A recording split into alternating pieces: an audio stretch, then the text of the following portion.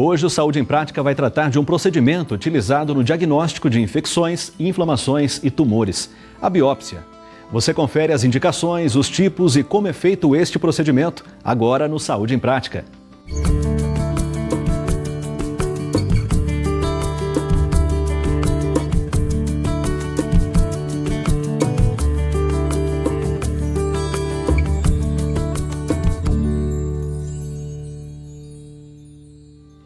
Biópsia é um procedimento cirúrgico no qual se colhe células, tecidos ou líquidos para serem submetidos a análises. A biópsia pode ser feita em várias partes do corpo, tanto em órgãos internos como externos, como no caso de pintas e verrugas. Para saber mais sobre este procedimento, a nossa equipe de produção foi até o Laboratório de Patologia da Faculdade de Medicina da Unesp de Botucatu para conversar com a professora Maria Aparecida Domingues. Vamos ver. As biópsias são realizadas normalmente através de um procedimento muito simples, que pode ser desde um esfregaço, uma coleta de células, ou até uma pequena incisão no tecido a ser examinado. Há alguns procedimentos mais complexos, como com a retirada por uma pequena agulha em que se aspira as células ou tira um pequeno fragmento, ou então dentro do centro cirúrgico, sobre anestesia ou analgesia, que precisa se retirar mais tecidos a ser examinados pelos patologistas. Para se retirar as células e os fragmentos não é um processo automatizado. Agora, para se preparar esse tecido é mais elaborado, se necessita de alguns equipamentos, mas depende muito da mão do técnico. E depois que esses tecidos são processados, eles se tornam uma lâmina e essa lâmina vai ser examinada no microscópio ou no scanner de lâminas. Este é um scanner de lâminas. Esse scanner de lâminas, ele transforma uma lâmina de vidro com o tecido incluído no material digital, de tal forma que nós podemos examinar esse tecido, dando aumentos, diminuindo os aumentos, examinando células dentro desse equipamento que é, na verdade, um grande computador. A lâmina é isso aqui. E ela é escaneada para que o patologista possa ver no microscópio ou no scanner e dar o diagnóstico. Ela é escaneada dessa forma.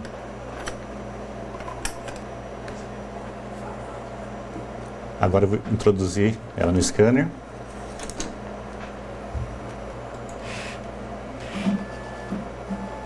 Depois de escaneada a lâmina,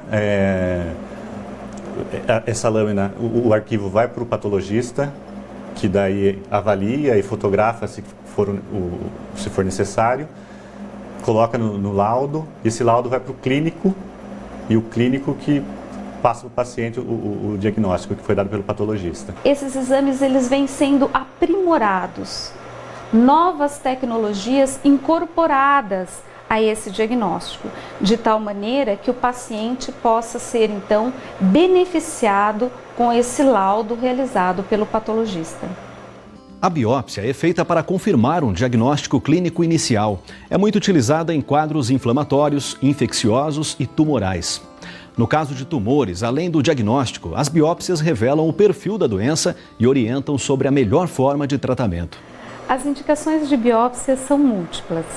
Sempre que o clínico, o cirurgião ou oncologista tem alguma dúvida em relação ao diagnóstico e os exames laboratoriais não o ajudaram, ele necessita então de uma biópsia para chegar num diagnóstico histológico ou que nós chamamos anatomopatológico.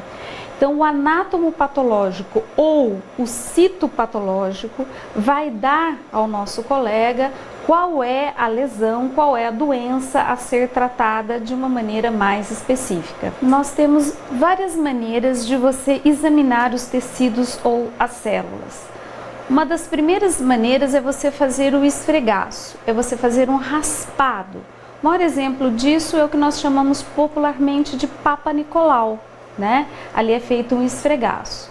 Nós podemos também fazer uma pequena incisão, retirando um fragmento do tecido ou toda a lesão. E o patologista vai examinar esse fragmento e através desse exame ele vai então determinar qual é o diagnóstico e como que o tratamento deve ser realizado. Mas lembrando sempre que a biópsia é um procedimento simples. Ela pode ser feita no ambulatório ou de uma maneira mais complexa dentro do centro cirúrgico. Saúde em Prática vai para um breve intervalo e no próximo bloco, há alguma contraindicação à realização da biópsia? Veja também a importância do médico patologista nesse procedimento. É daqui a pouco.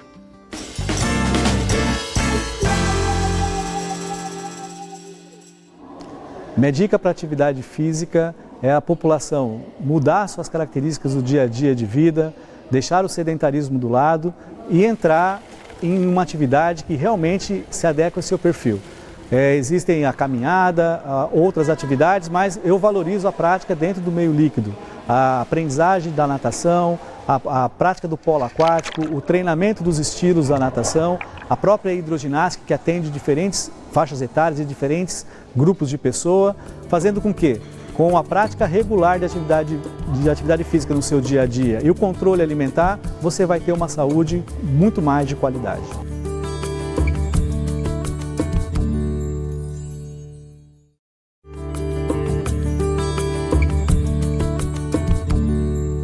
Estamos de volta com Saúde em Prática, hoje falando da biópsia, um procedimento muito utilizado em diagnósticos. O exame anatomopatológico, mais conhecido como biópsia, é indispensável em cirurgias. O patologista é o médico responsável pelo resultado. Para saber mais sobre este procedimento, a nossa equipe de produção conversou com a professora Maria Aparecida Domingues, da Faculdade de Medicina da Unesp de Botucatu. Uma lesão cutânea, uma lesão de pele, como uma manchinha, ou então uma dor epigástrica, ou uma queimação epigástrica, tudo isso leva o cirurgião ou o clínico a solicitar uma biópsia. A necessidade da biópsia é mais um passo para um diagnóstico preciso. Nós podemos fazer, por exemplo, um raspado desde o colo cervical. Nós podemos fazer também biópsias da pele, do estômago, do intestino, ou retirar grandes peças, como quando a gente retira, é necessário a retirada do útero, por exemplo, por uma lesão muito comum que nós chamamos de leiomioma, e esse útero ou os ovários vão ser examinados. Então nós temos desde exames na biópsia, em que nós examinamos células, até que nós examinamos tecidos e órgãos. Outros exemplos seriam os líquidos. Por exemplo, o líquido pleural, ele pode também necessitar de um exame que nós chamamos citopatológico, que são análise das células que estão em suspensão nesse líquido.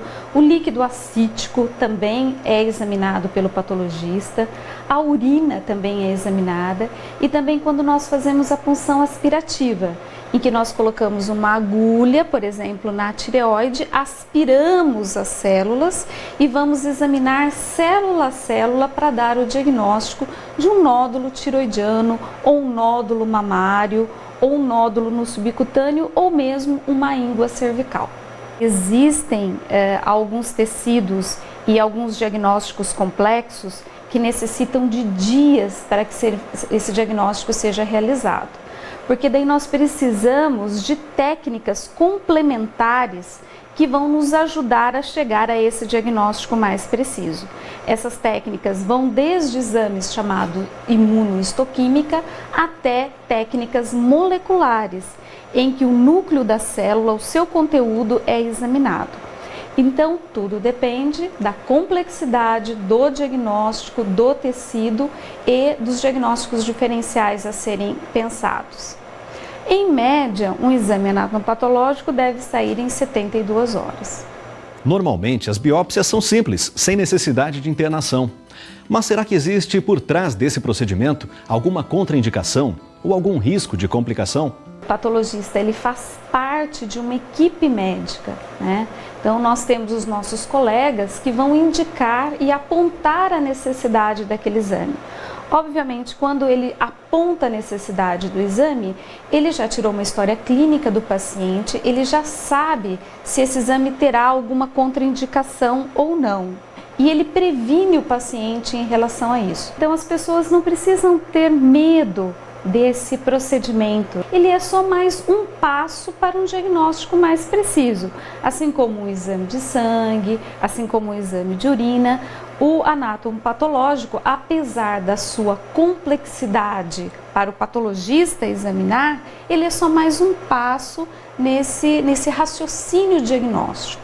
Tanto o anatomopatológico como o citopatológico, ele representa, assim, um exame de extrema importância na tradução do diagnóstico e do tratamento dos pacientes. Hoje, o Opção Saudável vai ressaltar a importância de uma especialidade médica sem a qual tudo o que falamos no programa de hoje não seria possível. O médico patologista. Roda aí.